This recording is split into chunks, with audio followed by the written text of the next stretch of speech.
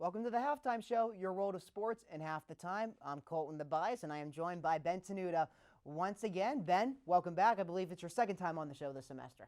Yep, thank you for having me. All right, Ben, so we are going to get right to it. We are going to be discussing the NFL Championship, which was 2 weeks ago, in which Tom Brady won his 7th, and he beat over Patrick Mahomes and the Kansas City Chiefs. Now, Ben, do you think that Kansas City, the supposed Kansas City dynasty and Patrick Mahomes maybe one day being considered the GOAT, do you think that conversation's still alive? Well, without a doubt, the game was it was overhyped a little bit. I mean, everyone was talking about it, including me. I was so excited for the game, and, obviously a lot of people weren't happy with the outcome. But I think overall, the hype for Mahomes is just, it's just too much. I think it's too much for him himself, and I think he's just too young to be considered the GOAT. Like, I don't like to consider himself as, being on the track of Tom Brady is, But what do you think about it? Well, actually, Ben, I wrote a column about this in the Globe last week, and I said it's not over, it's just on life support. If I would have told you that Tampa Bay's defense was going to hold Patrick Mahomes to no touchdowns, I would have laughed at you and said you're crazy. I just cannot believe we just have not seen Patrick Mahomes play this way. I just could not believe it. But here's the thing. I'm afraid that with this loss, the Chiefs could end up like Seattle, because I think when Russell Wilson beat Denver in Super Bowl 48, that maybe they were thinking that maybe Russell Wilson can maybe get to the GOAT conversation one day. And then look what happens, the Melkin Butler interception, and he hasn't been the same since. And one of the reasons why Tom Brady is the GOAT is because he has always responded after Super Bowl losses. He's done it twice, when he lost to the Giants twice, and then when he lost to the Eagles. And, and he has 7 rings now because of it. I'm just curious to see what Mahomes is going to do now. And I just feel if the Chiefs can get back to the championship next year and win it, I think that conversation is still alive, because he's only 25, he can play into his 40s too. Yeah, so this season is really just going to be, the next 2 seasons is really just going to be interesting to see how he responds to losing the Super Bowl. And, everyone just, like you said, the Russell Wilson thing, I think overall he's just being overhyped right now in general. Are you talking about Mahomes, Ben? Mahomes, yeah. Okay. Like, it's just, there's like you're, mentioning, like, he's going to be the GOAT. A lot of people are saying that. I just think he's too young to consider people, or, I just think it's too early. It's too early. Yeah, I can understand why you think it's too early, but I felt that he could have gotten into that conversation one day, like, regardless. But yes, he's only been in the league for 4 years, but it's just I just have not seen a quarterback make as many explosive plays as he does, and I just feel like he's just so good at winning football games. I just feel like he could have gotten into that conversation one day. There's just been so many different quarterbacks that have considered to be really great, such as, Dan Marino. And Dan Marino, he doesn't even, I don't believe he has a Super Bowl ring. Now, in my opinion, he's the greatest quarterback of all time to never win a Super Bowl. Yeah, so, I mean, just because he hasn't won, it's so early. Like, he can still be considered one of the greatest, but I don't know about the greatest of all time. We'll have to wait to see in September when the 2021-22 season begins. Coming up, we're going to be sticking to regional and talking about the Penguins. Don't go anywhere.